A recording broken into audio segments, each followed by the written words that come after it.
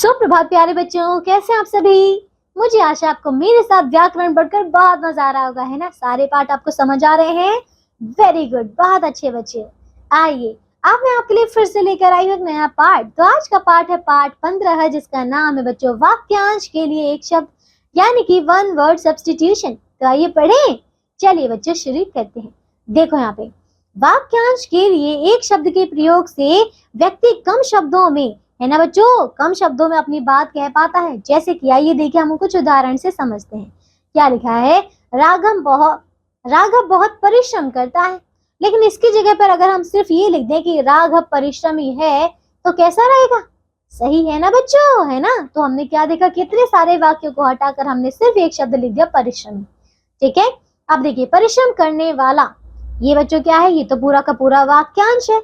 लेकिन परिश्रमी ये बच्चों एक शब्द है। तो समझे आप कि हमने इतने सारे शब्दों की जगह पे हमने एक शब्द का प्रयोग किया। ठीक है, आगे देखिए, शेर मांस खाता है, लेकिन इसकी जगह पर अगर लिख दिया जाए शेर मांसाहारी है, तो कैसा रहेगा? सही रहेगा, है ना।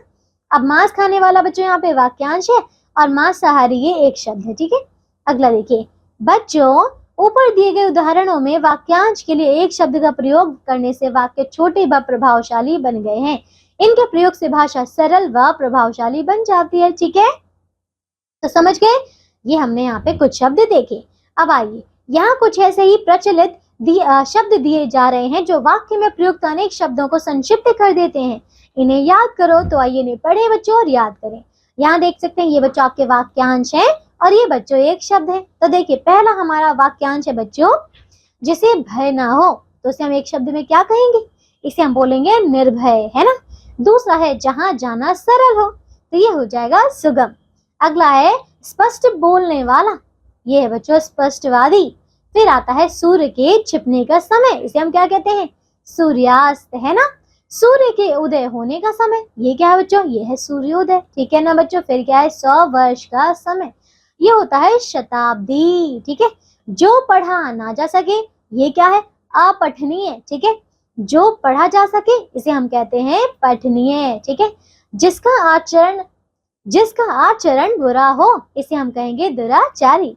जिसका आचरण अच्छा हो, उसे हम कहेंगे सदाचारी। ठीक है, अगला है जिसके पास बहुत धन हो, इसे हम कहते हैं बच्चों धनवान, है ना। फिर है जिसके पास धन ना हो, उसे हम क्या कहते हैं? निर्धन कहते हैं, है ना। फिर है बच्चों गाने वाला, वो गायक कहलाता है। लिखने वाला लेखक कहलाता है। पढ़ने वाला पाठक। दान देने वाला दानी। उपकार करने वाला बच्चों उपकारी कहलाता है। फिर जो आसानी से मिल जाए उसे हम सुलभ कहते हैं। जो मांस खाता हो उसे हम मांसाहारी कहते हैं। तो समझे आप, है ना। तो ये थे बच्चों हमारे कुछ शब्द अब जो कि हमने पढ़ लिए।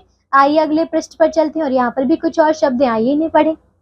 देखिए वाक्यांश है बच्चों 20वां, जो फल खाता हो, इसे हम एक शब्द में कहेंगे फलाहारी, है ना। दूसरा बच्चों, जो देखने योग्य हो, उसे हम दर्शनीय कहते हैं। फिर है जीवन भर का, यानी कि आजीवन, है ना। बड़ा भाई को हम अग्रज कहते हैं। दूसरों से जलने वाला, इसे हम ईर्ष्यालु कहते हैं। जिसका आकार ना हो, निराकार। जो कभी ना मरे, अमर। जिसका भाग्य अच्छा हो, वो सौभाग्यशाली। जिसके आने की तिथि मालूम ना हो, उसे हम एक शब्द में अतिथि कहते हैं। प्रति सप्ताह होने वाला, यानी कि साप्ताहिक, है ना। प्रतिदिन होने वाला, यानी कि दैनिक। तो समझे आप, देखिए हमने कितने सारे शब्दों को यहाँ पे पढ़ लिया, है ना। तो बच्चों अब ये सारे शब्द जो है आपको याद करने हैं। ठीक है, अब आइए हमारा पाठ पूरा होता है तो अब हम दोहराएंगे हमने इस पाठ से जो जो सीखा। आओ दोहराएं। पहला, वाक्यांश के लिए एक शब्द के प्रयोग से व्यक्ति कम शब्दों में अपनी बात कह पाता है। दूसरा, वाक्यांश के लिए एक शब्द का प्रयोग करने से वाक्य छोटे व प्रभावशाली बन जाते हैं। ठीक है, तो इसीलिए बच्चों हम इनका प्रयोग करते हैं और आपको ये सारे शब्दों को याद करना है। तो बस अब आगे दिया अभ्यास के प्रश्नों को पूरा कीजिएगा। अब हम मिलेंगे अगली कक्षा में बच्चों, सीखेंगे फिर से कुछ नया हमारे अगले पाठ के साथ। तब तक के लिए अपना ध्यान रखिए, पढ़ते रहिए। बाय।